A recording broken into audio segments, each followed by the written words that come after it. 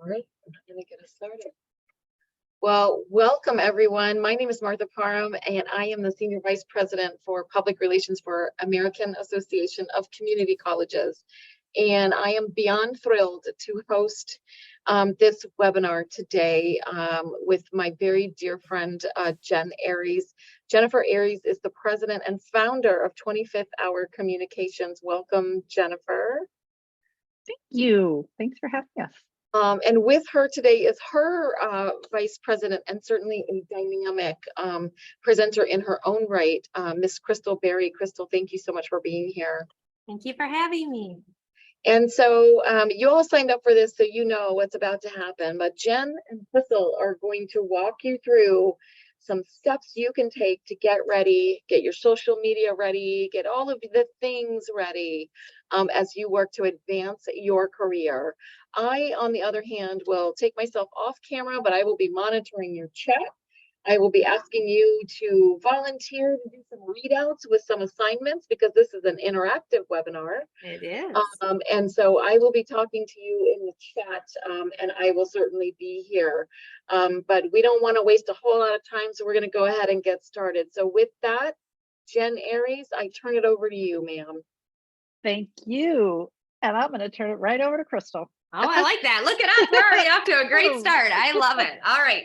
So thank you so much for deciding to spend your afternoon with us today. We're really excited to share with you the behind the curtains positioning, requirements, communications for moving up that ladder at your institution, whether it be to a vice presidency, a presidency, even through chancellor work.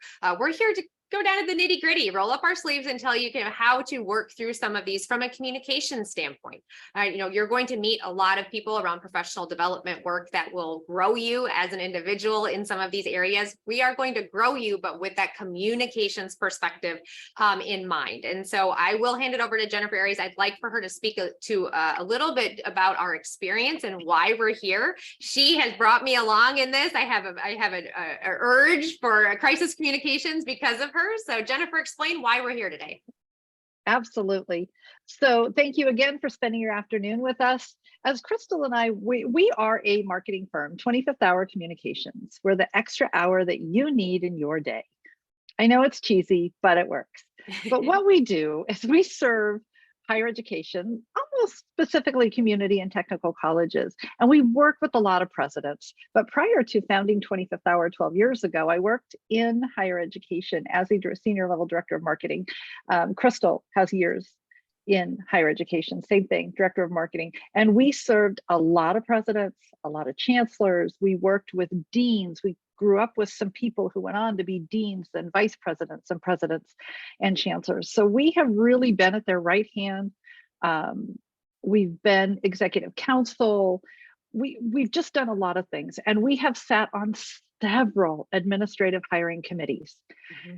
And we were talking about a year ago, and we thought, there's really, you go through the steps for your next position that you think you need to go through, and then you get the interview, but there's nobody really that's telling you how to really get into the nitty gritty to prepare for that role and to position yourself as the leader in that role, and then to even look forward. So what we're here today is to look through the communications and marketing lens, give you some coaching on how to prepare for your next role. And the cool thing about this, for all of us in higher ed, everything we do every day is research driven.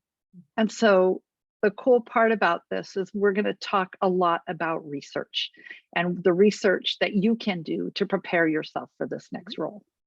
Research and the expectations. The funny thing, I always lead this workshop with, so you want to be a president or so you want to be a vice president. This is not a phase. This is a lifestyle choice if you are prepared. And so Jennifer's going to talk to you a little bit about the why, the research into the positions and the openings, how to gauge whether they're right for you, if you're doing the right kind of research. So the why, and really getting behind where you're headed, charting your path and understanding it.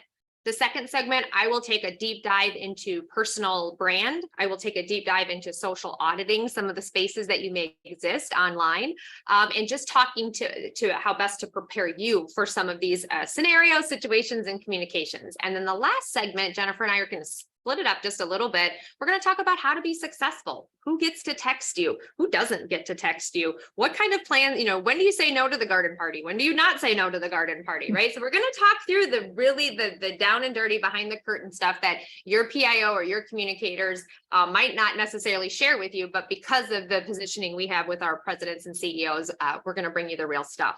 So that's what we have in line for today. Jennifer, just so you know, we do have a worksheet. Jennifer and I will be referring to that worksheet. You should have received it before this webinar. If not, you can reach out to Martha and she'll make sure you have a copy of it. And so we're excited. There will be work time. Please feel free to turn your camera off during work time. We will keep ours on just in case anybody has conversations or questions they want to ping us with while others are working. With that being said, Jennifer, let's start with the why.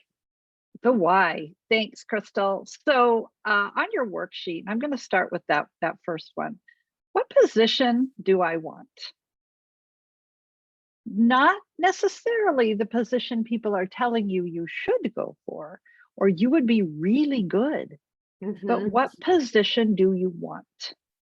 And why do you want it? Do you want it because it is the logical next step in your career ladder? Do you want it because when you read about it or you see somebody doing that job and you would be like, I'm so fired up, I could do that so well? What fires you up to get that next position? And as we're going through this, please write this down on your worksheet.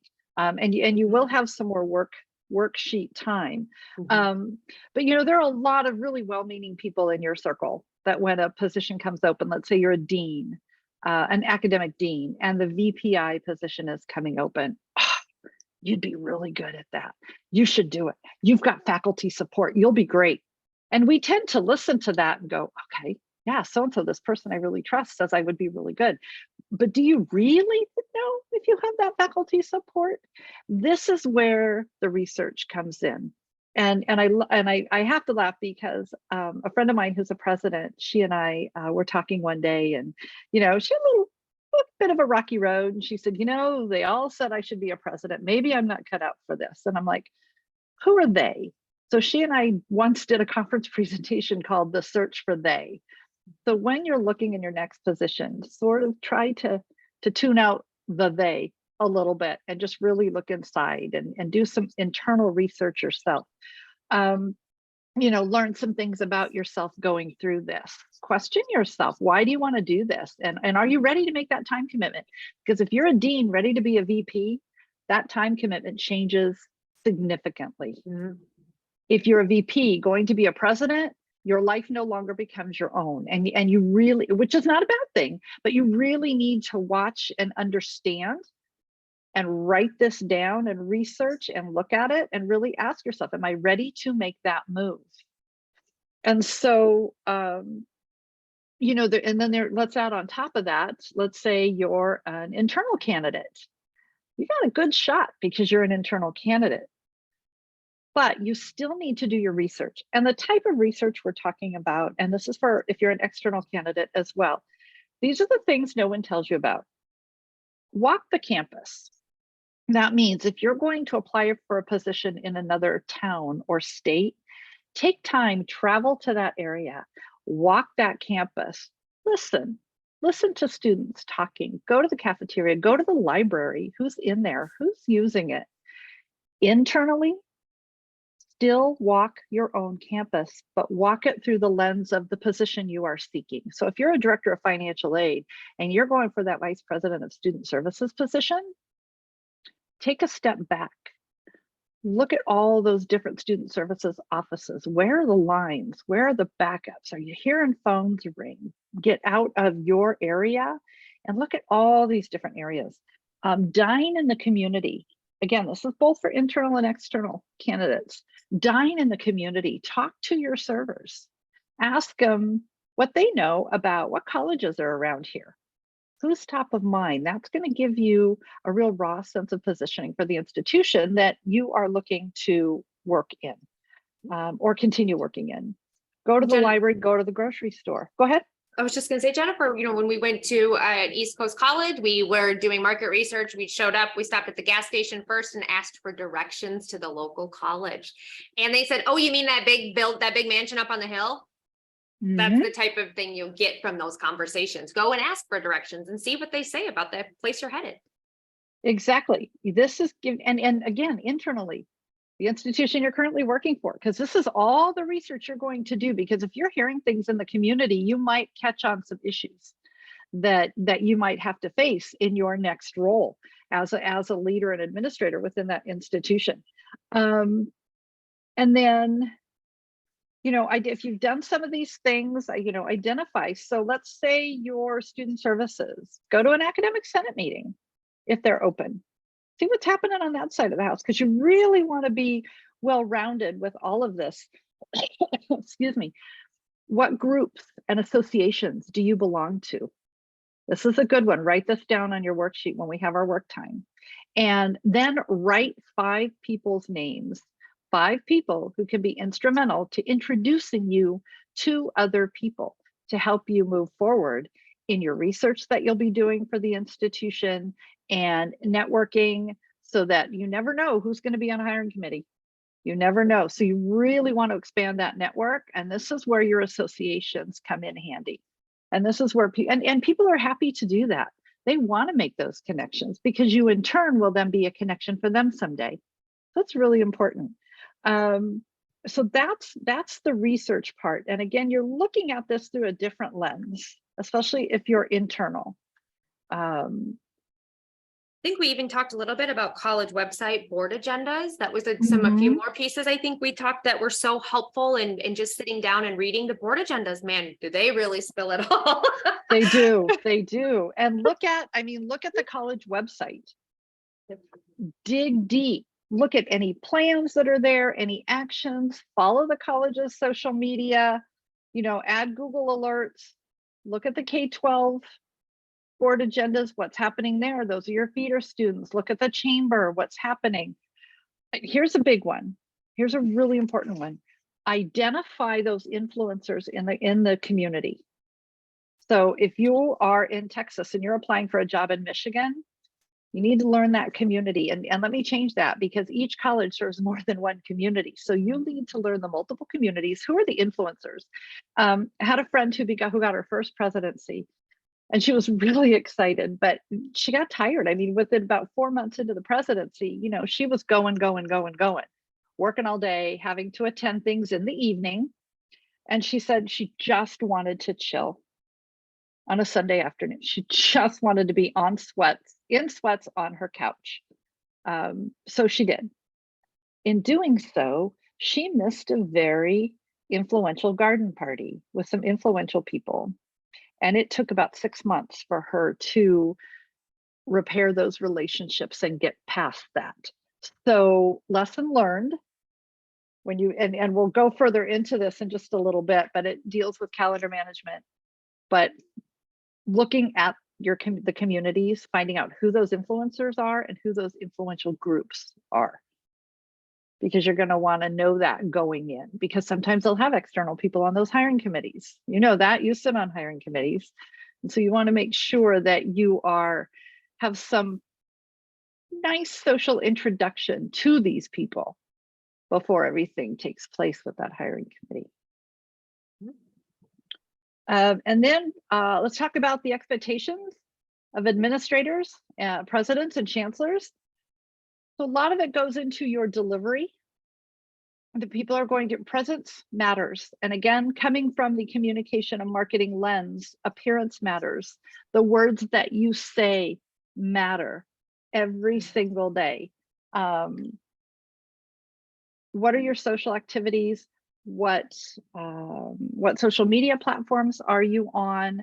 What are you projecting? Who are you following on your social media platforms? People will look at that. Twitter, Facebook, Insta, who are you following? What influencers are you following, if any? So really just, Crystal's going to go more detail into that. But then also there is, managing expectations in terms of scheduling in your time. And this is where it's really important to build in some self-care time for you. We're going to talk about that a little bit more as we go along.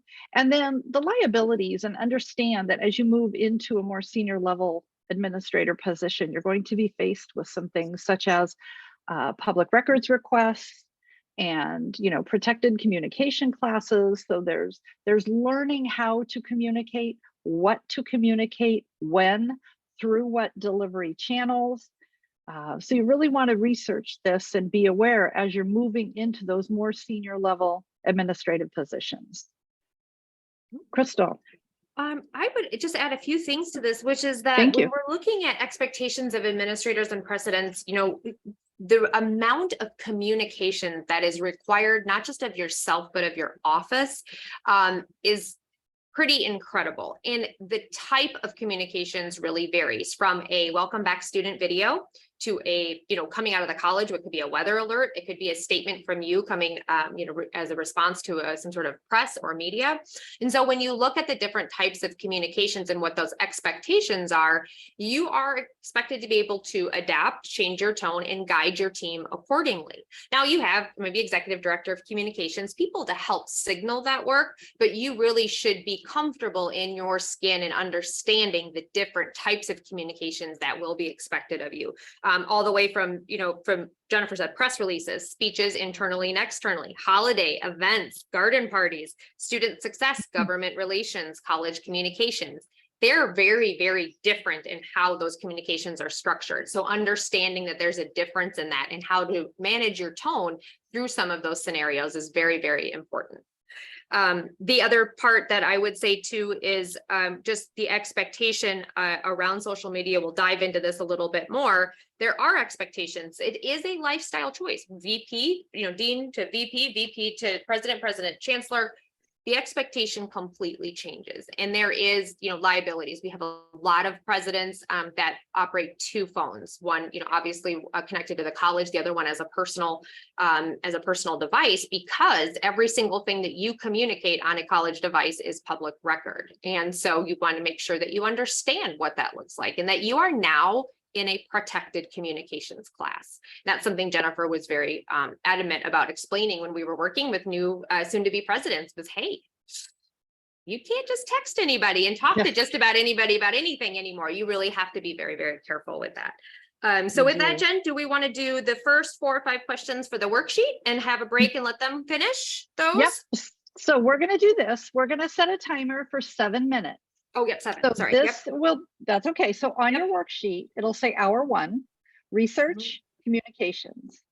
So go ahead, you have 7 minutes and think about this and then answer those questions. Now, keep in mind, you'll have this worksheet to go in more detail after this webinar, but for now, let's start to get these things down on paper. So that makes it real. So we are here. Ahead. We'll have our cameras on. If you need us, raise a hand. 7 minutes starts now. And I think, Martha, we did have a hand up and I wasn't sure if a question was asked, but maybe we could even look at addressing that if we wanted to.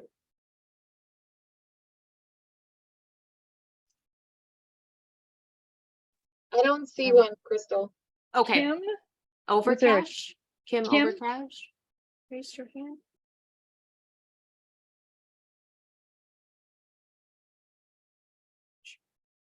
So taking that time to really understand the position that you want, why do you want it? Are you ready? Thinking through the whys right now to get us started on our worksheet.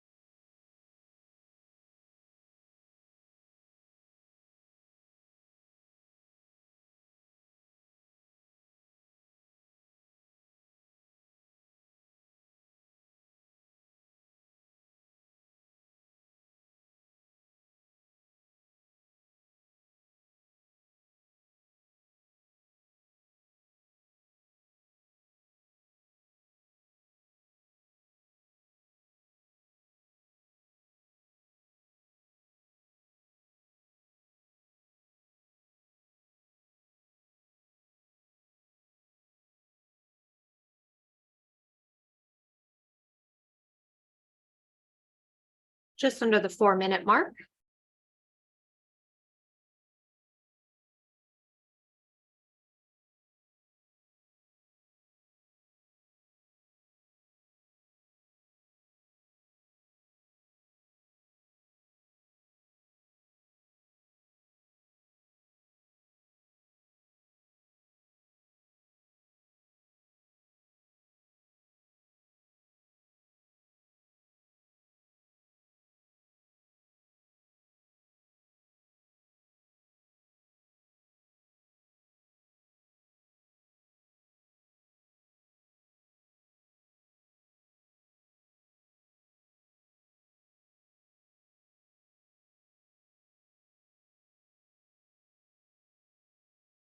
And it looks like Martha just shared the worksheet in the chat.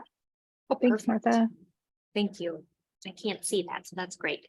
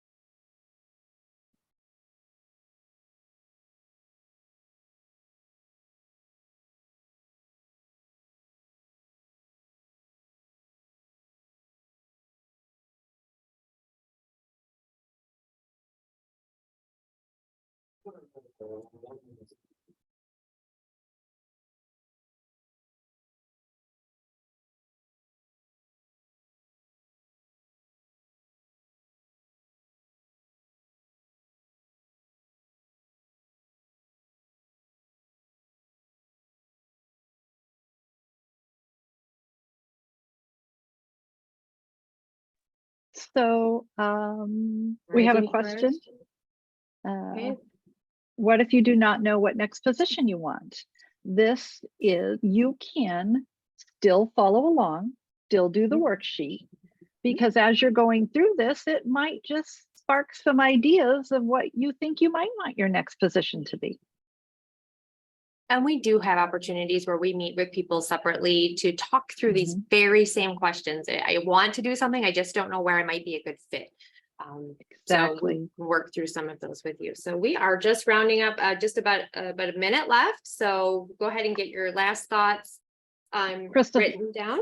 Yep. I'll use the story. Alma, I had in another industry, in the hotel industry, as conference managers, we work with a lot of hotel salespeople. And one of the most incredible people I met, his name was Jeff, and he was at the Orlando Marriott years ago. And he was a sales manager. And as I was working with him, I said, wow, you are so good. Why aren't you like the sales director or the director of marketing? And he said, you know, I was the sales director and I was the director of marketing, and I didn't like it because it pulled me away from the everyday working with the client. So I decided my best fit was as a sales manager. And that's where he spent his career and he loved it. So, you know, this is a good lesson to learn about you. Absolutely. Last 10 seconds here, we'll wrap up and then we will head to our next slide. Crystal, we are going to have hopefully 3 volunteers to share before we move on. All right. Our timer has ended. So Jennifer, go ahead. If you want to open it up for those that might want be interested in sharing maybe a few questions, maybe something that surprised you in the first section of the questioning. Martha, do we have No, any volunteers? my efforts have been wildly unsuccessful. So I'm happy to call on folks, or you can call on folks. Oh, we've got participants raising New hands. participants have raised. Yay. All right. Awesome. Always. Let's see. Oh, 3 people. Give me a Okay, we second. got our 3 brave souls. Scrolling. Okay, Kim Overcash. You are first, followed by Victoria Marin. So can you hear me? Yep. Okay, yeah. good. When I first logged on and suddenly you opened with president and vice president, I am a faculty, a longtime community college instructor, and I really don't want to. Part of me is worried about burning out in the classroom, and I think a lot of that has to do with external factors like the shutdown and COVID and what it's done to those students. Also, the way that this whole country is moving to early college. Those are my big concerns, but I think if I'd left the classroom, I would miss it. So I am just not like executive level material, even though I feel like I have a lot of good leadership and organizational skills because I've been at my school for a long time. So like I shared what I completed of that document and answered those questions. And it's really like, I have no idea, but I feel like if I were to go either maybe here or even a major university where they're receiving all these transfer students, there are jobs that haven't really been created yet because this is so new. And so that's kind of where my brain is, and time is so limited. So like when you were like talking about doing your research, it was very specific to executive. And I think, and my friends and I all talk about this, and they're all instructors too. I think we worry most about the transfer, and are these students really safe going off to a big university when they are roughly 2 to 3 years younger emotionally than the average college student. And I know that the Chronicle of Higher Education has had a few titles about that. So I guess the first thing I would do for research, now that I've answered that worksheet, would be to find out what those concerns are, both at the community college and the senior institutions, and figure it out. You know, where's the need? I mean, I could see this eventually being a thing where universities and community colleges develop whole sides of student services that they've never seen because of the needs that are going to arise.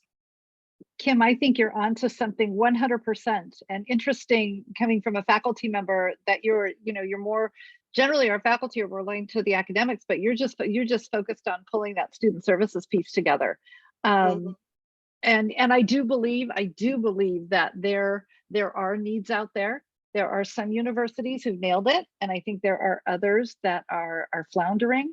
But I think what you're doing in doing this research and looking at it as to, well, where would I go next, and how you've discovered a potential void, to research it and look at those positions, because it looks like it would be maybe an administrative position with faculty experience.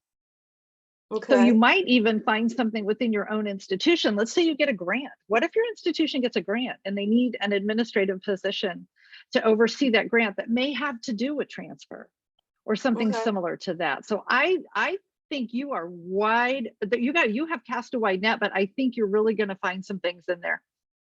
Okay, great. Thank you. That's exciting. Good for you. Thank And you. I have to tell you, I just finished my first semester, having been a long time administrator, as a faculty member online. And oh my God, Yeah. I never thought I would love teaching, but I am so fired up. So Yeah, great. That's thank wonderful to hear. Thank you.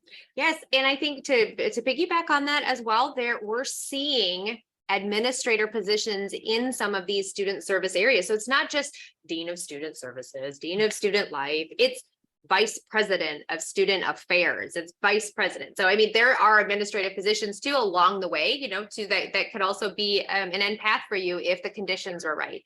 Go ahead, Victoria. Thank you. Hi, good afternoon. Can you all hear me? Yes. Yep. I just also wanted to lend support to that in conversation as a faculty member. I wouldn't wait for the college to seek that grant. I would take that proactive approach of reaching out to the grant department and seeing what kind of grants are out there that you could possibly lead. So I've supervised a lot of grants, and there have been activities around transfer. So I just wanted to offer that to Kim as well. Thank you. Thank you. Yeah, you're welcome. So my current role is Associate Vice President and a Chief Equity Officer in Texas. And so half my title is going to change soon due to a recent anti-DEI bill.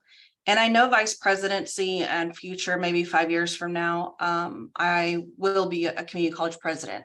Last week, I completed the Future Presidents Institute with AACC, and that's where this webinar was recommended to me. And so for me, when I answered the questions, yes, I like that you drew attention to the they. Yes. Oh, They They have say you been should do saying this. it for a long time, and I wasn't willing to accept it until the last couple of years. So I appreciated that. And then the research, I've done a lot of research when it comes to the different job titles, responsibilities, and I'm fully aware of them. Where I am struggling and trying to determine how to research is geography and understanding fit and institutions, and just, across the US, where does it feel safe to be my authentic self? And knowing where I want to serve some of the most marginalized groups of students, because when we serve them, we're uplifting all students. And so knowing where there's need, knowing where you can make impact, but know where you're not going to be banished out of the state for caring. And so that's where I feel like I'm in the most need of help when it comes to research. I think that leads back to, go ahead, Jennifer. Oh, and Victoria, this is where those associations are critical. These are the people that are going to connect you with the people you need to talk to. You have Martha, Crystal, and I. We are all longtime community college people working across the country. So you're always welcome to reach out to us. But reach out to maybe like colleagues at some of those different states that you might be interested in working, and talk to them, and ask if you can have a confidential conversation. And what I have found over 33 years in community colleges is that people are very real, and they're going to give you the lay of the land. And if they don't, I guarantee you the marketing directors will. I was just gonna say that, But Jennifer. really quick, I think you're at, do you work with Douglas Walsers? Yes, absolutely. Oh, okay. He's Well, one of please tell the him He's one of the theys. oh, he would be. Please tell him hello for us. I will. And Go ahead. I just wanted to let you know that Carol Rothstein, or Rothstein, sorry if I'm pronouncing it incorrectly, has also volunteered. So Okay. Carol, if you can raise your hand, I will unmute you, and you can share your. Oh, And Victoria, reach out afterward. Douglas has our contact info. Hi, everyone. Can you hear me? Hi, Yep. Carol. Hello. So I know right now I'm the Vice President of Academic Affairs and Workforce Development at a community college. I know my next step is President, and I am heading into an application and writing my materials right now because of they. Yes. And, See? a lot of support. And so I know my why is really personal to my connection to the mission of community colleges. I started as a first gen working parent, and really just trying to help students in their economic mobility and strengthen our communities. The Are You Ready is one of the, I believe I have great leadership skills. My teams are always great teams. I've been in my current role for only 2.5 years, and I'm only moving forward because my president, she brought this opportunity to me and said, I really need to consider it. I had said no for about 4 weeks until it's been a lot of days, and just, balancing that, those doubts. Am I ready? Do I want to, really take this time commitment on, balancing all the doubt with the pushing of the days. And so that's one of the areas that I have to really delve into with myself. Research, I've talked to current and past employees of the institution. I've driven by the campus locations. I've not walked the campus. Now, I wrote that down as a great idea to actually get on campus and walk around. I've not done that yet, but I have looked at their strategic plan, their budget, and their emergency operations plan as well. And I think where I'm lacking are those groups and associations. I do have a few AAWCC, just loosely connected there, do a couple other things with like chamber events, leadership chamber events, things like that. But I think that's where I'm struggling, is really that ready for the external and not having those associations as strongly as I need. I believe that I need to. And you are, just going back to what Jennifer had said too, the groups and associations of like peers, those NCMPR obviously has it for the National Council of PR Marketing Professionals. What is it? WDI does Workforce in January. They're an AACC group. So having those relationships where you can have a safe space to talk about some of the things that you're going through, but also the references and the referrals. As much of it's a very big, we think it's a very, very big space. The community college administration world is very small, and you start to recognize that when you go from space to space. The other thing too is, going to a space that is safe, that where you can be your most authentic self. I will tell you, looking at the reports, the plans, and the board agendas and report outs are very, very helpful. I know we've said it just a few times, but there's a lot that we have learned just from reading who is the most vocal in the boardroom, what types of things hit the board agenda, what do they value and prioritize. You're going to see a lot of conversation in board minutes that people at the college have no idea have been even said, or they don't read it. So I think, Jennifer, going back to, understanding maybe that area, can't physically be there, going in and taking deep dive into board notes and reports would to say at least where that administration is prioritizing its initiatives. And Carol, are you applying within your state or out of your state? Within my state. Okay. Okay. So you might be able to talk to some in-state colleagues and again, ask for that confidential conversation that you're pursuing this position, and then, talk through any of the questions. Because if you're from VP to president, it's very different. So you might even want to talk to who would be one of your fellow presidents within your state, and just say, this is what I'm doing. What are some things I need to be aware of if I get this position? Yes. And again, we found that they're almost always happy to share, because you will then be a colleague and support them as well. Right. Thank you. Thank you for participating and welcome. sharing your answers. Yeah. Wow. Okay. This is what we're doing. We're doing this is fun. I told Jennifer, if we're going to do this and we have to do it virtually, we will not just do 2 hours of speaking. It has to be engagement. We have to work with these people. Otherwise, there's just no go.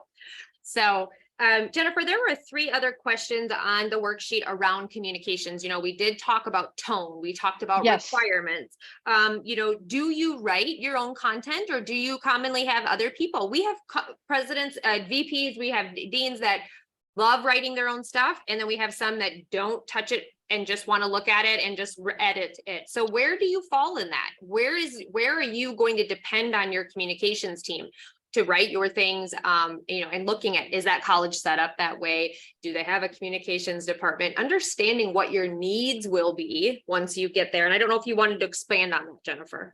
Well, and a couple of things. There are times when it's fine to have your team write your flex day speech, but there are times where it has to come directly from your brain to your fingers, to the computer, or to the paper, to your mouth. I mean, there are sometimes you really have to be authentic, and that's in terms of crisis communication. Those more instantaneous or more intimate settings where it needs to come from you. And one thing we will caution you on, and Crystal, this is the AI caution, be very careful, and if you can at all possible, try to avoid AI. Because yes, it will get you started, but what we have also discovered is, Google's moving into their own chat AI platform. So right now, things are not ranking on Google. So if you're putting something for AI and writing it with AI, and you're going to edit and you're going to try to make it your own, there are patterns in there that Google is going to recognize. So if you're putting it out on the website or on social, it is not going to move up a ranking. So be very careful using AI, when to use it, when not to use it. But really looking at your intonation, inflections and things, when, who's ever writing for you, can they match that so that you are consistent across the board? Yeah. And that's really important. And that hits right to the heart and soul of a lot of what we're talking about now, from Research, is that communication piece. Because Crystal, what is it that you say? Communication can what? Uh-oh. Make, I know, What? make you Oh, make you or or break you. Yeah. Absolutely. Yes. I was like, In wait a minute, any I've got a couple position. one-liners. I know you do. In any position. Which one were you going for there, Jen? I didn't know. We change lives. I mean, that's my Oh. name. Be kind, We have all of those things that, yes, they does. It will make you or break you. Your communications style, tone, leadership, the way that you present yourself in your college verbally and visually will make or break you in any of the positions that you work in. And that's why communications sitting on you get called from a president or vice president. Hey, I want to have a garage sale this weekend. Is that okay? I mean, these are the types of conversations we've had. What if the news shows up and they take a picture of me selling my stuff on the street? Like, will they take it and run with it? You don't know what the news will do. So She's not making this up. I swear. She's not making this up. We had a new president that was afraid to have a garage sale in case the press showed up. Because he was selling the stuff on the street. But Victoria's asking, and you're welcome, the communication part's been beneficial to hear. Can you also speak to speeches at various events? Absolutely. We could speak about that all day. Go ahead, Chris. Well, I mean, I think it just goes back to understanding where your comfort level is in your tone. I have a president that writes just like he speaks. And you could read it. It's very informal and he writes that way. I have some presidents that write completely different than they speak. And so you want to match that up. You want to be able to look at that. As far as, different events go, I mean, I do think you have to assess your audience. The biggest thing you have right now in this, in this whole entire industry, as far as communications go, audience is one of the best things that you can leverage. And so understanding your audience is going to be one of the most important ways to gain your leverage. And it's perfect. If you have an initiative, let's say you have a bond on the ballot in March of 2024, but you really don't want to go public with it yet. So you're doing that soft public information piece. It is okay to have the same talking points through speeches at multiple events, but you want to write them and deliver them in a way that is specific to that audience. And again, as Crystal said, it's researching that audience and what that means, and what they stand for and where they come from. And let's see who I apologize, Kim or Victoria, which one of you said, lifting up the underserved. Maybe it was Carol, I'm sorry. Okay, if you're speaking to that audience, what's going to resonate with them to show that you understand them? And in your new leadership role, whether it is a dean or a faculty administrator position or VP president, show that you understand them. And them is different than they. Yeah, right. Over to you.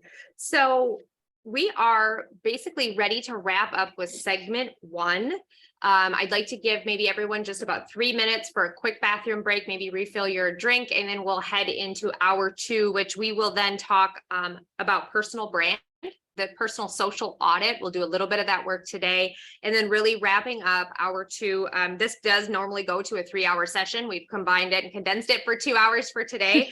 And so we will move just a little bit quicker through the next 2 sections. But again, you have the worksheet and we are available to talk through more of these as we go on. So we'll go ahead and just give you guys, let's see, it's 1:45 on the clock, my time. I'm sure it's a different time everywhere else, but we'll give about 2-3 minutes and we'll hop back on.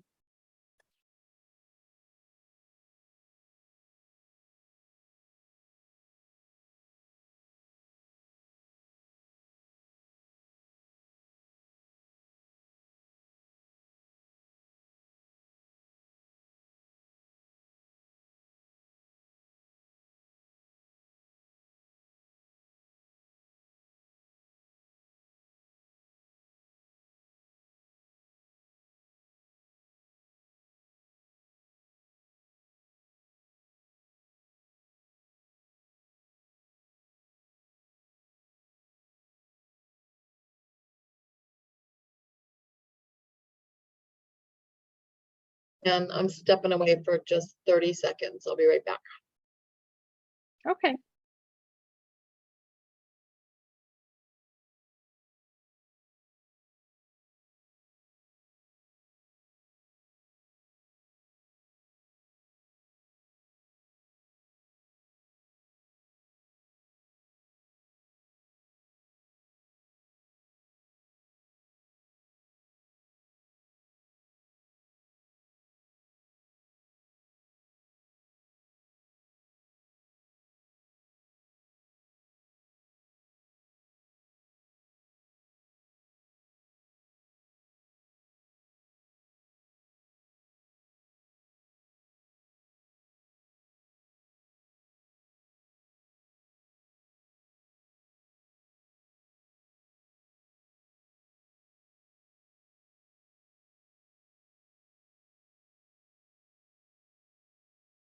Okay, we've got just about a minute left here and we will be moving on to section 2.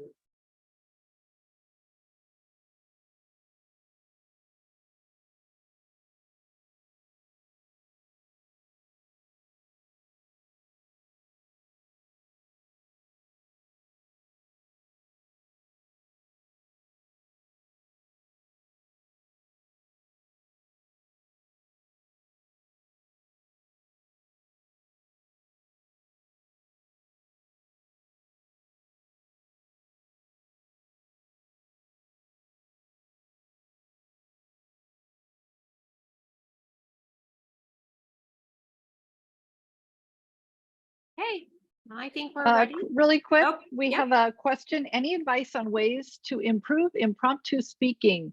Oh, We have a game for do that. not leave, because we have a game that is going to help you with that. It's my favorite to give to people who are applying for higher level positions. You know, yeah. that next rung up the route. It's a great game. Yes, absolutely. All right, so let's go ahead and dive into our second hour for this interactive and engaging workshop around charting your path to a better position within higher education. So this section, again, a lot of this is 101, but why not bring it up and just open that door and talk through a little bit about how to best present yourself through your application, through your interview, your social, and your digital media. And just in general, how are you going to position yourself while you're looking for that better position? We will go through some of the worksheet. We'll do the personal brand, we'll do the social audit, but just really stopping and taking a minute to understand that this process, for one, is very expensive, to do the research, to travel to the places, the time. I mean, Jennifer, what are we looking at for applying for vice presidency? I mean, the time going into multiple applications, you have to dedicate this almost as a second job.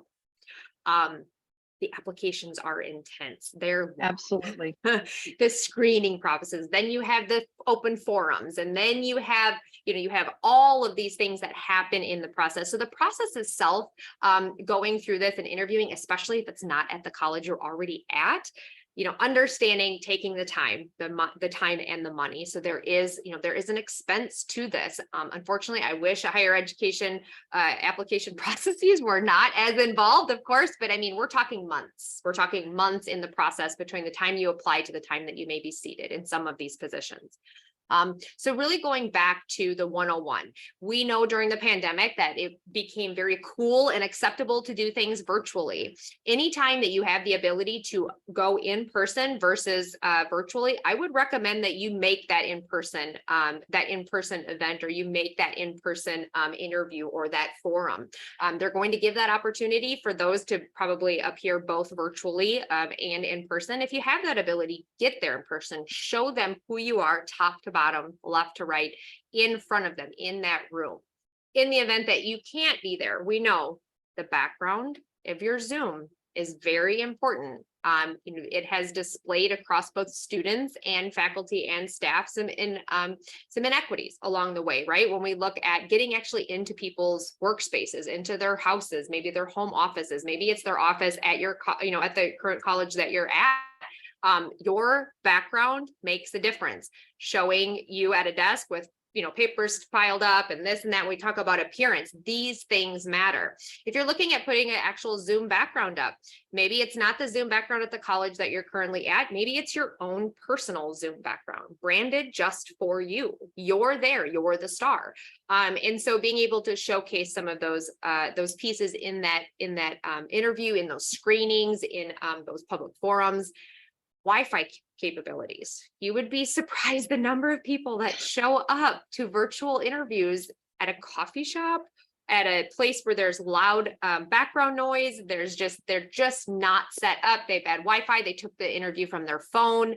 These things obviously do not impress screening committees when it comes to that. We understand people are busy. Even taking an interview from a hotel room, it's very noticeable that you were at a hotel room. They're designed many the same way. And so I don't, Jennifer, you want to say anything about background and Zoom, but and just making sure that you have good connections. You can be there in person when possible. And if you can't, that you create the best digital environment possible for you. You're good. Social listening, some of this stuff does not require dollars. You can actually go up to Google Alerts and you can sign up for your name, the college that you're working at now, the college that you would like to work at, the position that you would like to work at certain colleges. You can set up social listening. There are applications that are paid where you can pay to be a part of deeper social listening, which means it will pull phrases and names from all over the internet. Google does a really good job on its own and it's free. Just from my point of view, when I start working with a new college president or a vice president, I immediately go in, I put their college, I put their name, I put their position, and I'm getting updates on a daily basis on anything that hits the ground running before most people do. So setting up those Google alerts for yourself are very, very important, and just understanding what's out into your community. We have some hiring process tips back to what Jen said on AI. So recently, I would say probably in the last 6 months, I have seen roughly 25% of the applications I've reviewed for different college positions have been completed by AI and not the applicant. And how I can tell is that the tense changes from I did this and I did this to Joe Smith did this in 1996. He was here. And so using AI very carefully, still very, very risky. General said is not ranked on Google. And when you're looking through some of these applications, autofilling using AI, the tense changing it, you can tell it's been messed with, or that a bot has, sometimes it even looks as though it's just a bot applied.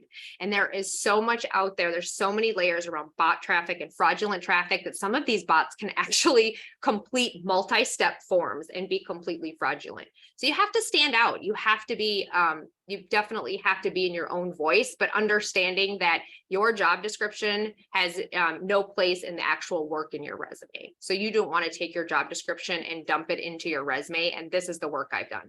This is the work I've done, and really detailing those topics in.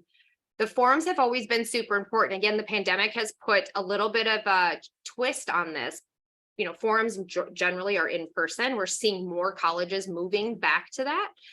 So being prepared to attend multiple forums over multiple days at the colleges that you're applying for is really important.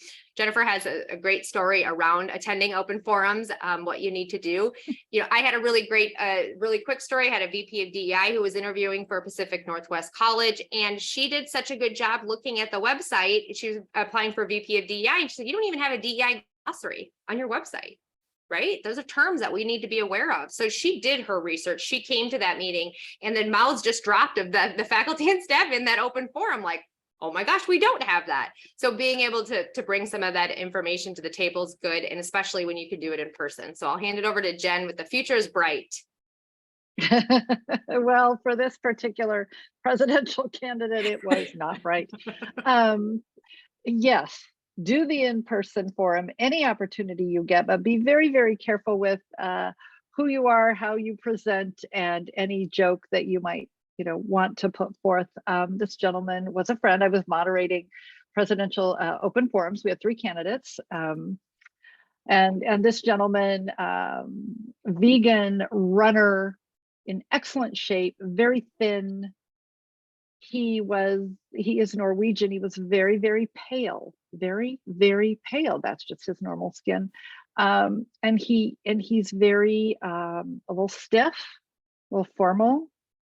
And he walked up to the mic with shades on, you know, these black sunglasses. And the future is so bright, I needed to wear shades. And he took them off.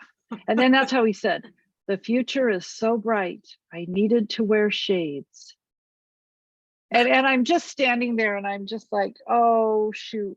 He missed the ball on that one. And I just watched the audience and I thought, yeah, he's not going to be the president of this college simply because of his introductions. So, you know, if I could have worked with him beforehand, I would have, you know, kind of, because being so pale and so, you know, very all muscle and cut, he didn't look overly healthy. So, you know, there are some things you could do. I would have done a little bit of a bronzer and some things and kind of loosened him up a little bit and had him not do the joke.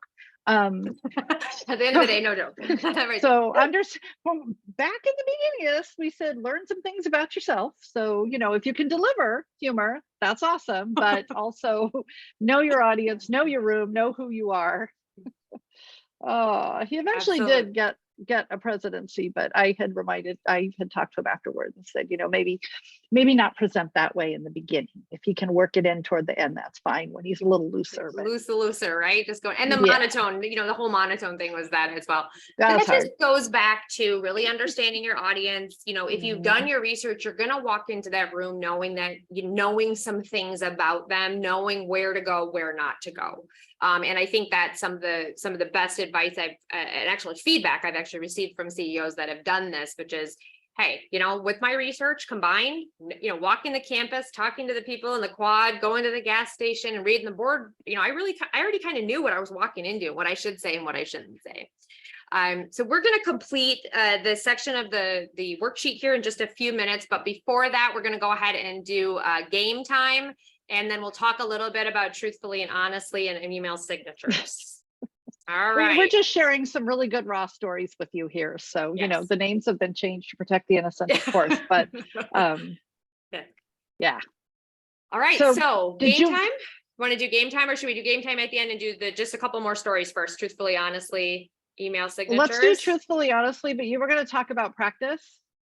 So we have it in there twice. Yes. Go ahead. I did. Go ahead. Yep. Okay.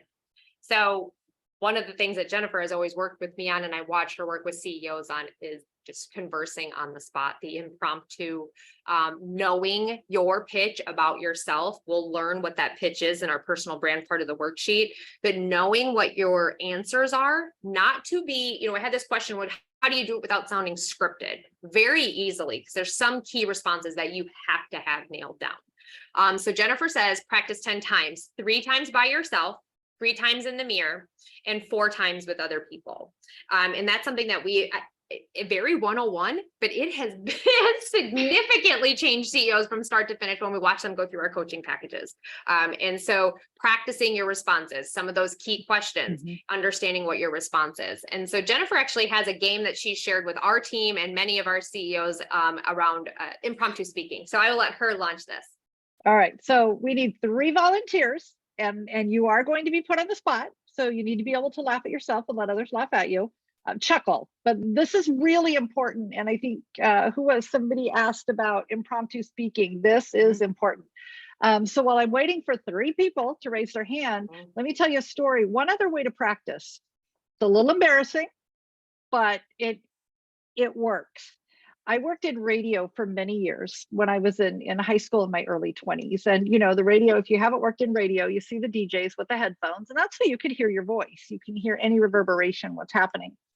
The way I learned to do that was I had a veteran disc jockey said, you need to go into a public restroom, go into the stall, the metal stall, and talk out loud. You're going to hear your voice reverberate.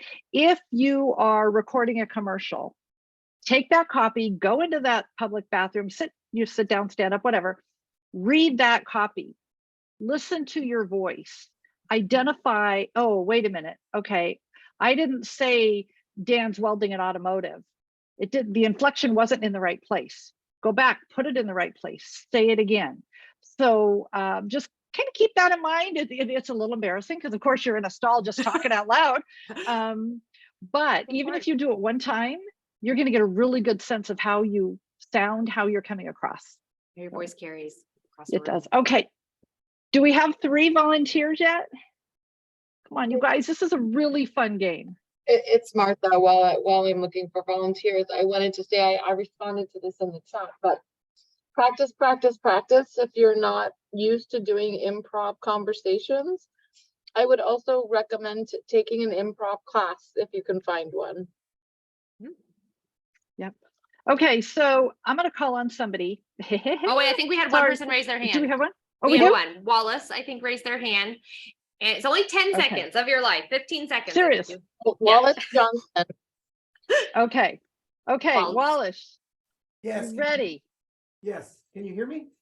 Yes, Gotta give we him the can. rules. You gotta give him the rules, Jen. Okay. I'm going to give you a word. Okay. You will have 10 seconds to tell me to talk about what this word is. You cannot say or Like, or anything. nothing, no breaks. So the minute I say the word, you have to launch in and you have 10 seconds. Crystal, are you counting? Yep, I'm watching on the clock. Okay, Here we go. Wallace, you ready? Yes. In 10 seconds, tell me everything you know about ketchup. Go. Ketchup is a wonderful additive food. It is red and enriching for food items like French fries and steak. There's an old joke. Done. There we go, 10 seconds. You got 10 seconds, you had 3 ums. I did. You did. You had 3 ums. And this will be recorded, so you'll hear your ums. I see. Now you can do this. You can do this driving down the road. You can do. You just come up with a word. Talk about it, but listen. You had 3 ums on that one. Okay. Good work. All right. Anybody else? We got a new word. Carol, you asked the question for advice on improving impromptu speaking. Do you want to take a shot? We've got raised hands.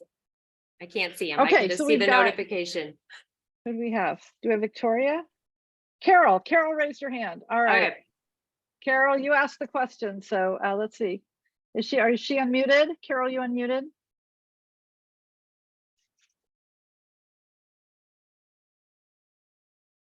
Hold I think she on. has to raise her hand and then I think Bear she'll be with me, fine. Jen. Yeah. There we go. There we go. Okay, Is that it? Okay. Carol, Okay. you okay. Can you hear me? Yep, Yes. you ready? I'm ready. Okay, Crystal, you counting? Yep. All right, Carol, tell me everything you know in 10 seconds about perfume. Go. Perfume smells really nice and it makes you feel pretty as you go throughout the day. You can put it on in the morning. It can smell like Time. flowers. That was Now good. Oh, yeah, okay. One good. I love that. Yep, that was good stuff. One more person. Paula Robertson raised her hand. Or Roberson. okay, Paula, you should be good to go, Paula. You Thank there? you. Yes, I am. Can you hear me? Yes. Okay, Crystal, you counting? Ready, set, go. Okay, Paula, you have 10 seconds to tell me everything you know about a stapler. Go. Staplers are normally sold in office service centers. Generally, as a packet, they will come with a standard set of staples. Good for her. Done. Yeah, Yay! very good. Now she had All some right. time. She had some time to think about how she was going to position this, but isn't that just the fun? I mean, really, it's just a fun game. Just a fun game to really get down to the bottom of impromptu speaking. Jennifer does this on me about every 3 months. She'll just be in the middle of meeting and then she'll say something and I'll have to go. It's like it's a running joke at this company. When she calls on you to do this, you just start. And so, but can you see how that is so much more important when it comes to just being able to speak? And Clear. you learn it helps you train your brain where you're not where you're not dependent on and or like things like that. And the more you do it, the more confidence you will have in terms of your speaking. And so if you're cooking dinner or you're sitting around, you're doing something, just say, hey, give me a word, and have somebody throw you a word. And you can do it with others. Makes it fun for a party. It does, absolutely. And you don't realize how much you say it until someone puts you on the spot and they're counting it for you. Thank you for participating, all of you. Thank That you. was Yes. really, really great. I have a quick message on just email signatures. You know, we talk about how you're appearing to others. I have a president who signature is cheers, comma, president name. This college is also going through some accreditation issues, some budget issues, also some hiring issues, you know, keeping people. It comes from a very toxic past in history, and they're trying to repair these things. Cheers, comma, probably isn't the best email signature of what you're looking at to do there. So we want to make sure that we're being, you know, paying attention. We want to be informal, personable, approachable. But in some of these instances, we need leadership, we need guidance, we need gravitas, we need the leader to show up and be there and present. Jennifer has another great story around truthfully and honestly, and then we are going to go into our worksheet. So Jennifer, go ahead. Okay, so again, we've talked about all the hiring committees we have sat on for those senior level positions, as I'm sure many of you have. But the most painful one I ever sat on was this gentleman who was applying to be a college president. And every question that he was asked, his answer started with, well, truthfully, well, to be honest, or honestly. So if you didn't start with truthfully or honestly, were you lying to me? I mean, it was clear by the third question that we probably should have ended the interview at that point, because it just, I don't know if this was a habit of his or if he felt like he had to clarify an answer before he started. Just was not well done at all. And by saying truthfully or honestly means, okay, let me clarify that I'm going to answer honestly. So normally, do you not answer honestly? So just think about, you know, phrasing your questions, and as you do this game, this exercise, and Martha, thank you. Yes, or Paula, thank you. Toastmasters does help. Think about how to go into a question, and it could be something very easy as thank you for that question. That gives you just a couple of seconds to prep and go. And that was painful. Yeah, it was. I think too, what we talked about was that I think that the approach there was that he was trying to reduce himself to be a little bit more personable and approachable. And I'm going to shoot the crap. Yeah, we're going to figure this out. It didn't vibe well there. And so, and in his approach to become more approachable, it did not work. It actually did the exact opposite. So let's go ahead. Oh, go ahead. Crystal, I'm sorry. We have a hand raised from Paula. Paula, did you still need to have a question that needs to be answered? Paula Roberson? No, I don't. No, I don't. I'm sorry. Oh, no, okay. Thank you so much. Okay, go ahead. Wonderful. All right, so let's head over to our worksheet and talk a little bit about personal brand and the personal social audit that is definitely necessary and required. Whatever level you decide to take it to is required before you sit down and put yourself forward into some of these positions and these opportunities. So when we're looking at personal brand, one of the key things I always point people, if you have an opportunity, Crystal Berry, look at my LinkedIn, my Twitter. If you get an email from me, all of my pictures are the same. My profile picture is the same across every single platform that I use professionally. I use the same bio. I have 3 phrases. So when you're thinking about your personal brand, I want you to take a minute to write down what your 3 core values are. And also when you're thinking about what your core values are, how do those translate to what, like, brand words? How do those translate for you? For instance, if you go to my LinkedIn, my Twitter, my picture is the same across every single platform. My pieces are vice president, my three words, vice president, award-winning strategist, keynote, national keynote or keynote speaker.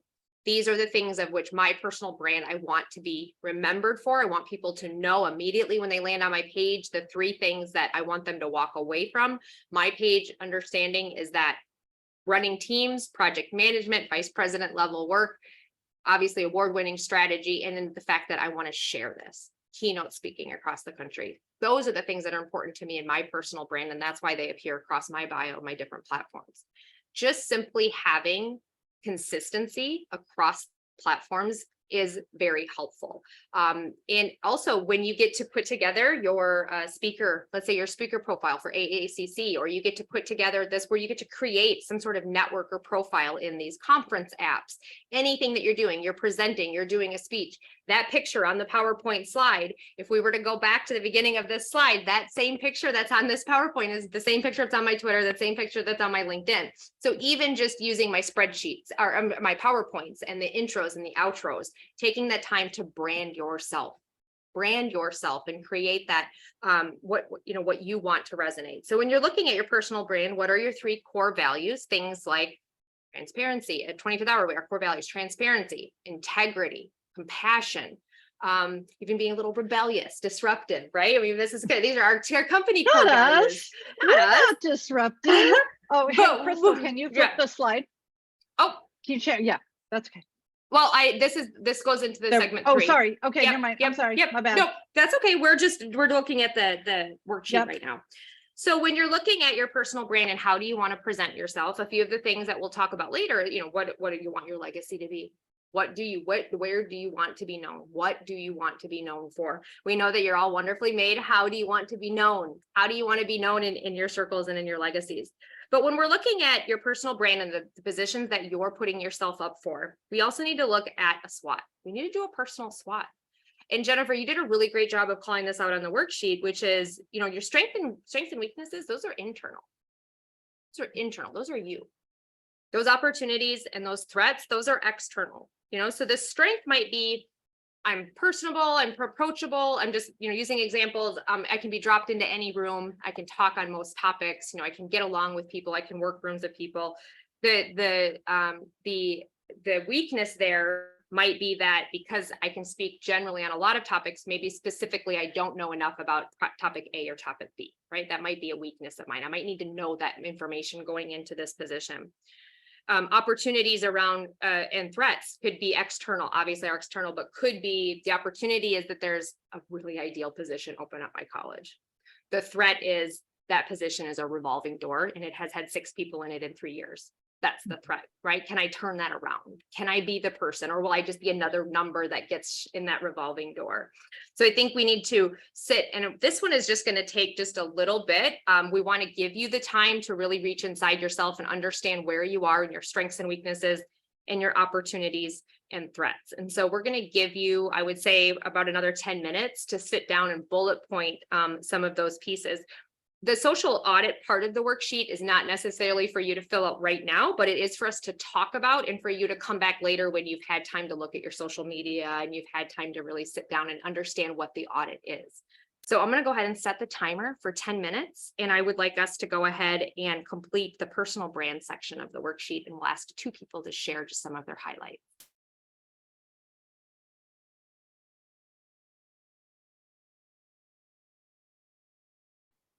And again, we're still here if you need to ask questions or anything. This is probably the hardest part.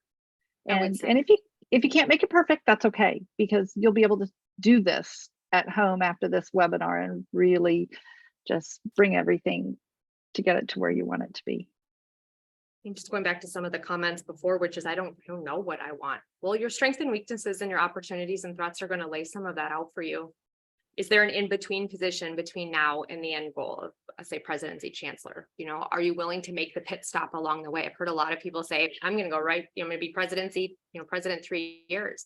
Did you have to skip anything along the way? We have great marketing director, President Tani, who is she, Jennifer? She started as a marketing director and she's president, Tani Dotson. We have a lot. We have Kyle Dalby, who just got the presidency at Western Nevada College. We have marketers.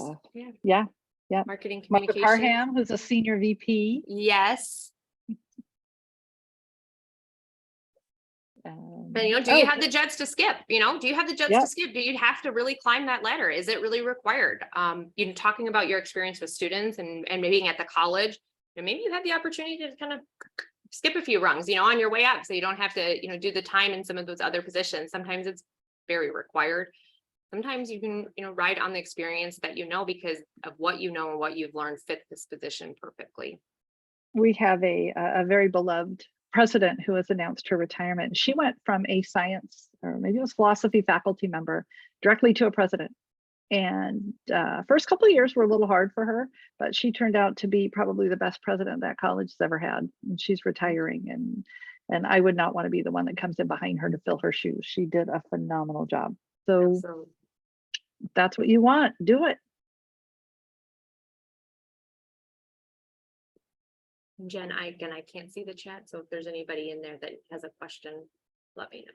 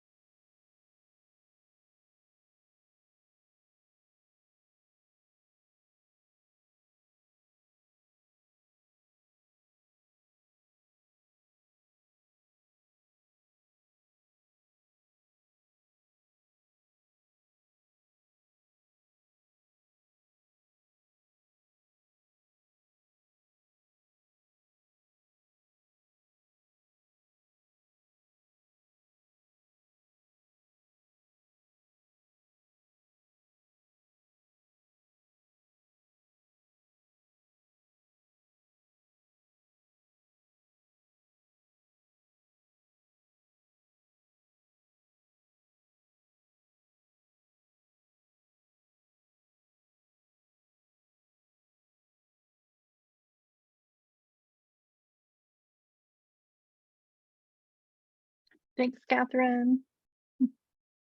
When interviewing for VP or presidencies, what are some recommended in navigating questions about moving from a smaller institution to a larger one? Crystal, we can, when we're done with the worksheet portion, you and I can address that. That's a question in chat, Crystal.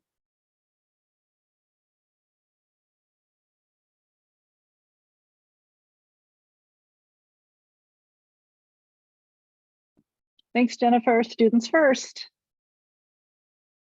Oh, recommendations. Yeah, that's what I figured. I'm sorry.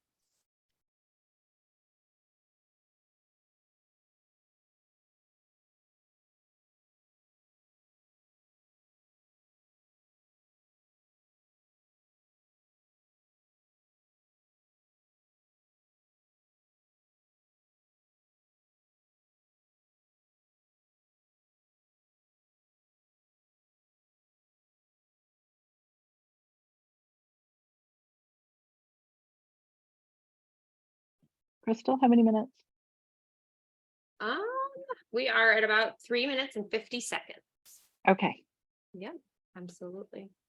Now, one of the things we heard, I'm not sure if the attendees can see each other in this call, but one of the things we heard in the face-to-face version of this workshop that we did at AACC back in December, they were so grateful to see other people in the room again, listening to a faculty member that's looking to move up, looking to a vice president who's looking to move up. It was really nice to be able to see and hear others in the room that are going through some of the same processes. So I'm not sure if you can see each other, but if you are willing and want to network with some others in this group, feel free to drop your name and, you know, that path that you're on. And maybe others can see that in the chat and connect with you, and you can connect with them. The networking part of this is really big. So many people said, oh my God, I didn't know there was anybody out there doing it like I am, or wanting the same things I want, or having the same issues I have. So we want to make sure. When we were talking about this webinar, Crystal talked about you as a cohort. So, Yes, you know, when we yes. talk about reach out to other people, you have each other now as a cohort going Yep. through this. So Absolutely. Yep. We definitely want to treat it like that. we have a couple of questions, so we'll answer those as we get into the next section. Are there opportunities to be a college president if you don't have a terminal degree, or if you're working toward a terminal degree? Yes, there are. Just got to find an open-minded institution. I have a friend that's a chancellor and she has a master's, doesn't have her doctorate.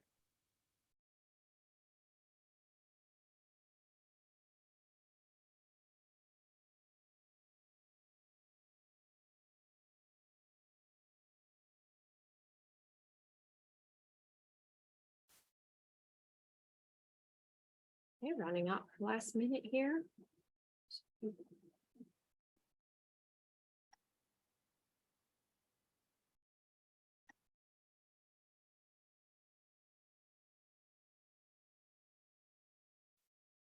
Right, and as you're wrapping up those last few notes, why don't you, be thinking about, does anybody here on the call want to share a little bit about how they came to, their core values, and also maybe some strengths, weaknesses, SWOT entries that they're dealing with, and share that across the way. If you're willing to share, it doesn't have to be the whole thing, but maybe just a few pieces. I think that would be very helpful to the group.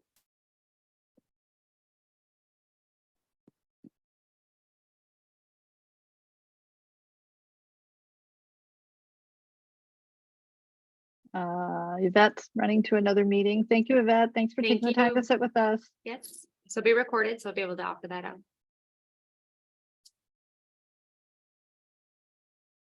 Okay.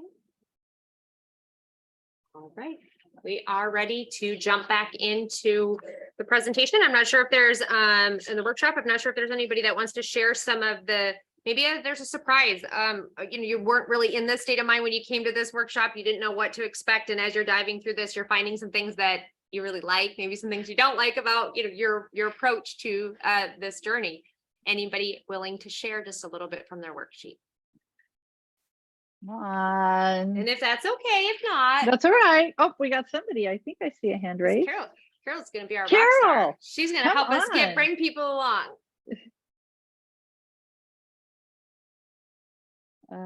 Please move faster than my mouse. Hold on. Okay, go, Carol. You should be good to go now. Thank you. I don't want to monopolize. I just want No, to. It's great. I'm going through this process, and this has been very helpful to help me think deeper about some of the questions. Good. My core values, I actually worked with a consultant. My president has been great, and she got a consultant for 3 VPs to help them with their career development. And so my core values came out of that as kind, clear, and accountable.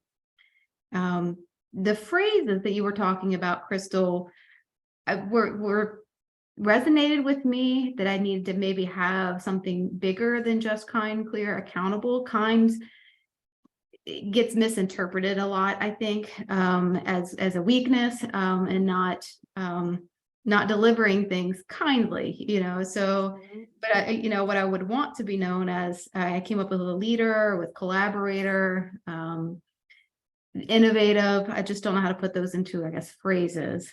Sure. Look at the Innovator. difference. Carol, look at the difference in those. Kind, clear, accountable. Leader, collaborator, innovator. Look at the difference in the strength Mhm. of the first 3 words to the second 3 words. Yes. Action, And action. you're positioning to be a president. And while, yes, you are kind and clear, as that president, Mhm. You want to be that leader and that collaborator and that innovator. That's what they're going to be looking for. So think about that as you're going back and, play with this and work on it afterward and Yeah. see maybe if you can meld those. But those second three to me really hit a president. Great. They Thank you. define what a president should be. Thank you. That's very helpful. Do you want my SWOT or? Yeah, I don't just know if maybe somebody else one raised from their hand. I don't wanna each. speak on- Yeah, one Yeah, from each. one from each. Okay, so SWOT is decisive, or sorry, Good. strength is decisive. Good. Weakness is the speaking, the networking, just that comfortability with that. The opportunity is present now with an in-state position, presidency position, where the economy is improving. There's a lot of potential in that area.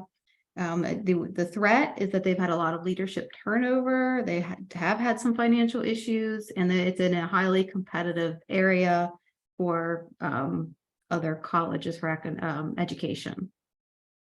Sure. Excellent. Good. Those are to a Good. T. Those are excellent. And it doesn't have to be long descriptive, again, sentences upon sentences. These are your bullets to keep you on track.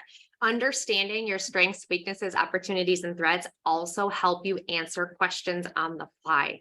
When you know your SWOT down, when someone says, tell us a little bit about what makes you a great candidate, boom, strengths, here we go.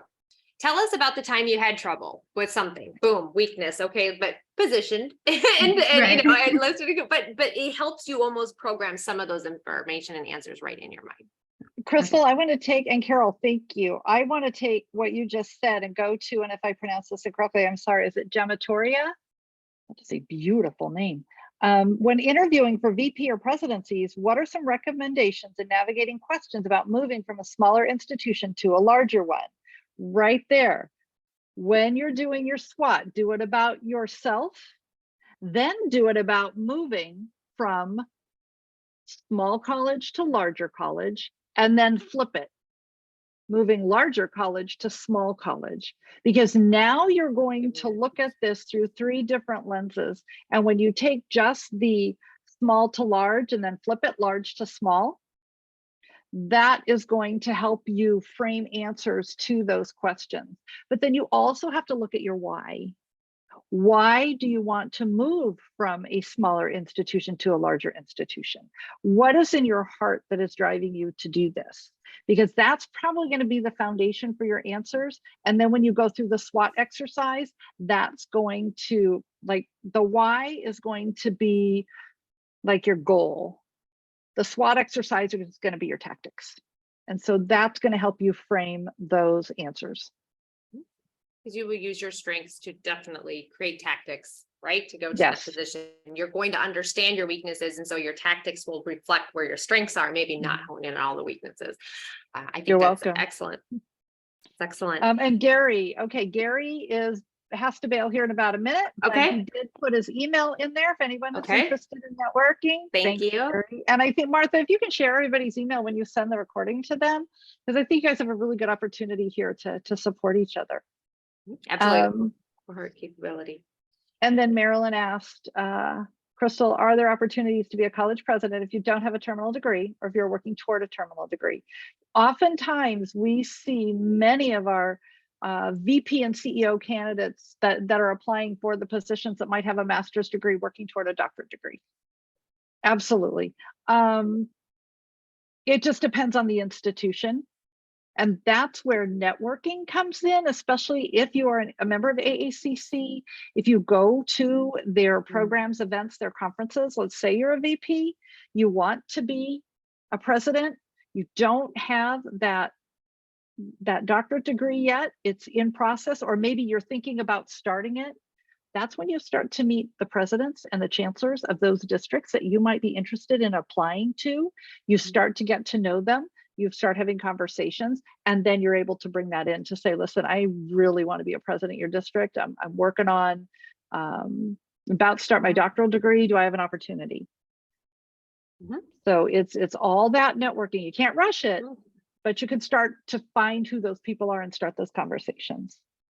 And I also think with the way of the world is right now, I think people are more open to learning about the experiences that you bring to the table. Not to say that doctorate degrees are going anywhere by any means, but there are institutions that have DPs that have, presidencies, like Jennifer said, not necessarily with that doctorate degree. Mhm. So yes. And sometimes you have to find those opportunities, but yes, there are. Thank you for the question. Okay, are we good with questions in the chat? I think. I think For the most so. part. All right, so just a few more things on personal social audit. Back to the worksheet. Cross promotion. In every single social media platform, you have an opportunity to put a picture and you have an opportunity to put a bio. In those pieces, we recommend that your picture be the same across your platforms. We've talked about this, consistency. In the bio section, your 3 core values or your brand statement. What is your personal brand statement? We've heard leader, collaborator, innovator, whatever that looks like. You also have just a few more spaces down there that you can actually drop in your handle for Twitter in your LinkedIn profile. In your LinkedIn profile, make sure that you have dropped in your Twitter and your Facebook handle if you're utilizing Facebook. So using the opportunity to cross promote your other platforms that you're on. With that being said, it is not recommended that you take the same statement or the same post and you just post it on Twitter and LinkedIn and you just run it and it just run of the mill and it goes. If I follow you on LinkedIn and I follow you on Twitter and you're posting the same exact things, I am going to unfollow you on one of those platforms because I don't need the information twice. And so you can take an opportunity to, again, understanding your audience on the platform, what do they want to hear on that platform and being able to update that. The other thing would be Google yourself. When is the last time you've Googled and Binged and Yahooed yourself, right? I mean, that sounds a little sketchy, but get in there and Google yourself, find out, look at images, not just Google. There are tabs across the top. It's news, images, shopping. Click on all of those videos, pictures, find out what those search engines are pulling up for you. Quite frankly, sometimes they pull from old social media profiles, maybe old jobs that you have. You want the best results. There are paid and non-paid options to fix what happens when you Google yourself. We're more than happy to talk to you about that later, but we can help you with that. And the other thing would be going into your social media and just making sure that old photos, old information is no longer there, or I guess would be viewable by those that follow you. On Facebook, you have the opportunity to turn certain albums of your photos off, so they're only viewable to you. So that again, when your people are searching you for candidacies across the different positions that you're applying for, they will look at your social media. They will Google you. They will be doing those things in addition to all the references and all the application pieces that you list. So personal social audit, I encourage you, go home this week, look at yourself from a completely different standpoint. Maybe Google yourself, have friends Google you, send screenshots from different parts of the country, what pulls up in California versus what pulls up in West Virginia. We want to make sure that we're looking at how you are presented across all of the interwebs, not just within your region. And just so you know, this is what we do when we work with our deans, our presidents, our VPs, our chancellors. We do all of this to make sure we are positioning them and we know what is out there and we know what is being put out there. So this is really, really important. Absolutely. So we are ready to wrap up our last section of today's workshop with this awesome cohort. So Jennifer, why don't you take us out with goals and outcomes, and I'll do our quick piece on utilizing teams. Perfect. Okay, so we had a CEO that got his position, and he knew that it was a toxic environment, and he knew that there had been issues with multiple CEOs before him. So he came in and he went from VP to president. So he came in and he faced it. And as Crystal said, he owned it. He had, do you remember charrettes? We did charrettes back in the day, and I held on to them because they still work. This was before a focus group. You did a charrette where you put up the papers from the easel and you give everybody their colored dots and you come up with topics. And so what he did was talk to people and say, okay, what's wrong? What's working? What's making you crazy? And he just got really raw and he said, write it down. I'm going to write it down. Go put up the circle, the ones that are really making you nuts, and what do we need to fix? And he just let people get it out. that gave him his agenda, and he was able to prioritize, and everyone in the college knew that they had been heard. And this is a really big tip. And you can do this if you're going to be, whether you're going to be a director, a dean, a VP, president, because there are these issues at every single position where you are going to be an administrator and a leader. So he did those, was very successful. I know we're a little at 90 minutes, so we're not going to go real deep in here. Local event attendance and appearances. I talked to you about the garden party. It's okay lifestyle. It's a to lifestyle. chill on the couch in your sweats. Just make sure your calendar's clear. Again, watch what local events you're attending and how often. And, you know, this goes along with calendar management. Balance your calendar, because you really can get sucked into a lot as an administrator. One thing that's really important in terms of calendar management, I had a president, it was her first president. She applied for 8 presidencies before she finally got one. And she became my president, and very, very nice woman. She had great ideas. She actually came out of HR, believe it or not academics, not student services. She came out of HR. We had a very strong chancellor at the time who had a very definitive direction for this president. And the president was learning the college and tried to explain that that's not the direction the college wants to go. They want to go this way. So she had one particular difficult meeting with the chancellor. She came back, and I was watching her. I was a director of marketing for the college and the public information officer. And I watched her, and I went to her assistant. I looked at what was on her calendar. I cleared her calendar because I knew the baseball team was playing that afternoon. So I went and I said, listen, I cleared your calendar. I want you to come with me. You need to get out of here for a little bit. So I took her out to the ball field. And for an hour and a half, we sat at the baseball stadium and watched the baseball game. And she was able to kind of let go, relax a little bit. She also got to be part of a whole different side of the campus that she'd never been a part of. And there was a buzz. The president was at the baseball game in the afternoon. There was so much excitement about her being at the baseball game that it got back to the chancellor, and the chancellor started to change and see that maybe the president has an idea of what she's doing. But again, it's managing your calendar, local events and appearances, and having that person that can see and know and listen to what you're going through, and know when it's when you get too busy, knowing when it's time to go, okay, hold on, we're going for a walk, or stop, you're going for a walk, things like that. So this is where this whole self-care piece comes in. We still do that for our CEOs. We'll have our weekly calls. How's it going? I got a lot going on. Are you walking? Are you getting out and walking away? Okay, clear your calendar, take your cell phone, I'll call you back, go for a walk, and let's talk on the cell phone. Let's get you out of the office. So just getting that chance to, and that's that calendar management piece. Continue to celebrate accomplishments that came before you. This is in every administrative position that you get. And this is how I learned this. And this was with my first president that I served. Brand new president. They were hired in July, and our fall kickoff was the end of August. This president said, you know, thanks to all of you for all that you do for our students, and thank you so much. And I heard a couple of people go, they're not his students. He's only been here 2 months. Students haven't even been on campus. Why is he thanking me doing things for our students? These aren't his students. So your words matter, and how you deliver them matters. So what the president could have said was, thank you for being an example to me and showing me everything to do for our students. And instead putting it back on the staff, thanking them for being an example for him. So think about how you say things. The other one that I wanted to tell you about, and I apologize, it just went right outside my head. How about that? Okay. So let's move on to crisis communication. This is huge. We'll get out of offices and talk to people that work at the college and students as much as possible. Yes, yes, yes, Wallace, 100%. Yes. And that is not management by walking around. That is being real.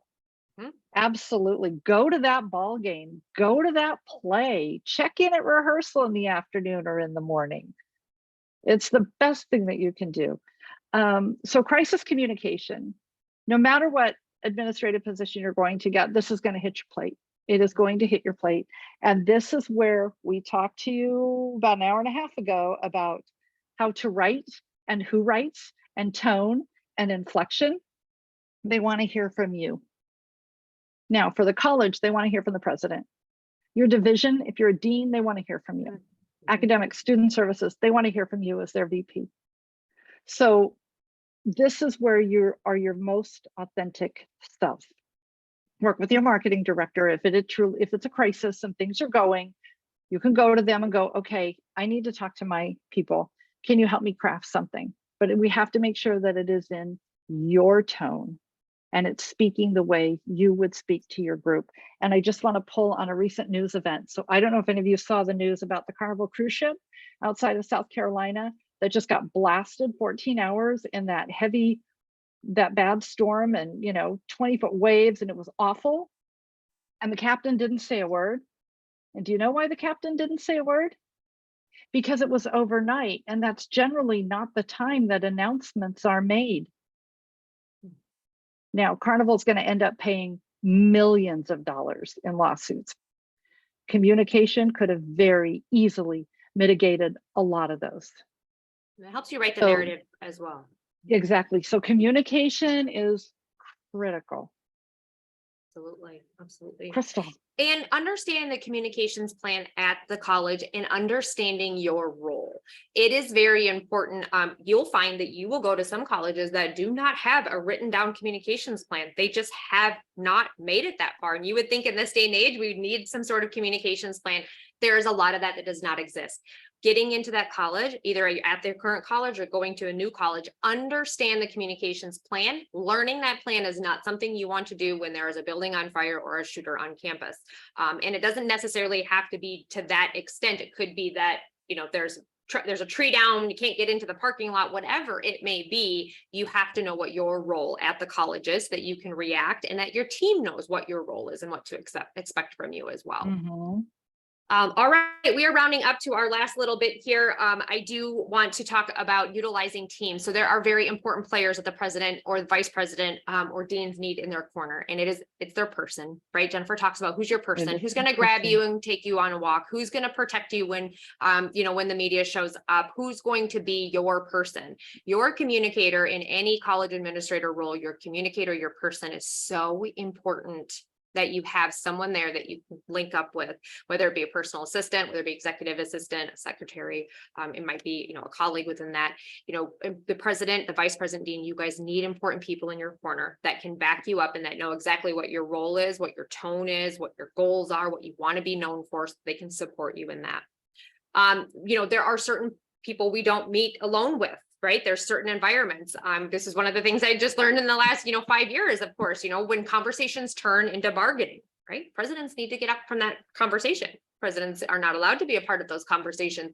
When that conversation turns into a bargaining scenario, you have to know what that looks like and be able to get up from that conversation and know when it is time to stop talking.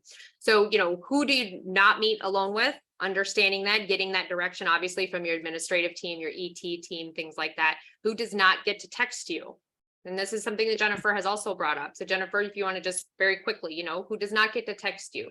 Talking about the protected communications class. Oh, we have a CEO, and I was the embedded marketing director for a multi-college district for about 2 years. And it was the chancellor. And when he was the vice chancellor of business, he talked to a lot of people, and one of them was a faculty member of one of the colleges who became the academic senate president. So when this person became the CEO, their text exchanges kept happening. Well, things started to get a little shaky, and it was COVID, and the union environment came in, and the academic senate president would go in his senate meeting and go, oh yeah, I texted the chancellor. No, that's good. This is what he said. Da da da da da. And when I got word, I went directly to the chancellor and I said, nope, you need to get rid of his number. You do not know that Communicate. you cannot text with your Senate president. You cannot do this because this is causing a lot of problems over here. Now you've got the Senate and the Union fighting against each other. So it got very, very, very political and very dangerous for him in terms of his position. So we were able to make some changes and pull back and change direction on that. And that really just goes to also understanding, again, audiences going from a very union focused environment to maybe maybe going from the opposite, from not to having to deal with union environments and understanding where shared governance happens, and not just with your faculty, but with staff and with students. So really understanding governance, I think, is very, very important in making sure that your communicators know what their role and your role is in those conversations. Appointments versus interims. This is something that came from the charrette that Jennifer was talking about with this new president. What the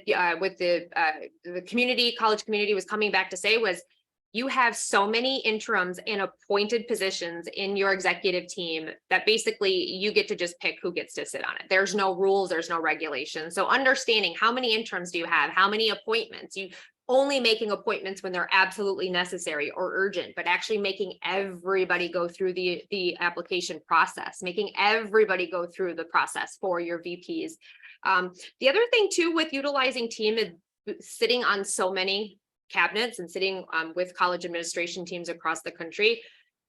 You need to be able to advocate for some of these new positions that are happening at these colleges. And you want to understand how do you feel and what is your role in bringing these forward? We have VPs of DEI who are being brought on to executive team, and they're being shot down because their KPIs don't line up with maybe program outcomes or some of these more traditional things that we have some of our executive team members being measured upon. How are you going to advocate for some of those positions? Are you applying for that very position?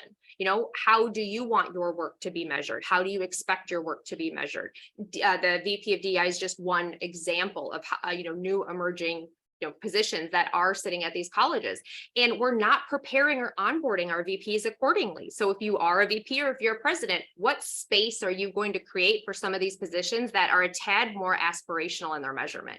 And really having that conversation. This piece, this bullet went on for almost 10 or 15 minutes in our in-person cohort at AACC, because people were like, you're right. I keep saying, well, how is that work measured? How is it done? How do they compare? That's not the conversation we want to have. We want to know exactly how you want to measure these positions, and they can be measured. And then this is something that I will hold near and dear to my heart. And Jennifer, you said this to me one of the very first times we talked about this, is remembering the person that you needed when you were that faculty person, when you were that dean, when you were that vice president. How being now the position that you want, how could you have impacted that? How could you take that and use it now?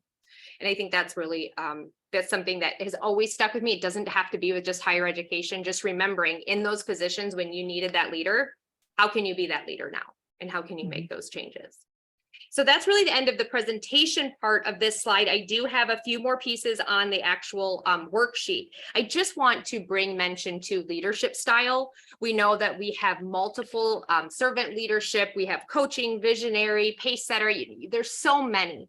But look at how your leadership style matches up with your love language. And that is such a weird thing to say at an end of a conversation like this. But if your love language is acts of service, but your leadership style is more transactional, you're going to have some issues internally with your own brain on how you're going to measure the success of you and your team. So when we talk about what measurements are important to you, when you are in those meetings and you're in those interviews and they say to you, what's important to you, or how do you plan to move this forward? You're going to know, because you're going to say, I want to measure this, and this is how I'm going to measure it. And these are the things that are important in my leadership style. And this is how I feel, I want to assess my team. So the soft skills here are just as important. How do you lead? How do you love? And how do you measure? And those really are the key points that I want to leave you with today to think through. Do some researching on the leadership styles, do some research on your love language, and find out how you can bring the two together to make you the best communicator and collaborator and leader that you can be. Jennifer, anything else? I think you ended it perfectly. All right. Thank you, everyone, for taking the time to be here with us. And please reach out if you have any questions. If you want to talk about coaching packages, we're here. Just Email us if you have any questions. Do the worksheet. Do the Mhm. worksheet. It's important. And redo it if you need to. Yes, many times, many times. Yep. Thank you so much for having us today. So I guess we'll have, if there's any questions, then Martha will hand it to you. Yes, I don't see any questions. Several of you have mentioned you'd like to have each other's email addresses. So what I'll do is send a note out to everyone and ask them if they'd like to do it. Sure. And then we will only send them to the people that do that, and say yes. So we'll take care of that on our side. Being, of course, Jen and Crystal. I would just like to say on behalf of American Association of Community Colleges, and myself personally, thank you so much for doing this. I hope it was super helpful. All three of us are here. If you have any questions, we have been doing this. I know I can speak for Jen and I. We have been doing this for more years than I care to think. Sometimes double a teaming on the same person. Yes. We have Yes. seen it all. We have seen it all, and we have seen people that are amazing, get amazing opportunities to be presidents and leaders at the chancellor's cabinet level. And we have seen people without doctorates ascend to the presidency. And we have seen people with 32 doctorates that have no business being president. So I'm just being honest. Amen. It's all there and it's all achievable. And all of you are taking great steps. And a lot of you attended our Future Leaders Institute. And so we see you. We see you and we're here to help. And we're so appreciative of your time. And we'll be sending out a link to the recording as well. So Jen, Crystal, thank you, thank you, thank you. Thanks, To the Martha. rest of you, you. enjoy the rest of your day and thank you. Thank you. Bye-bye. Good luck.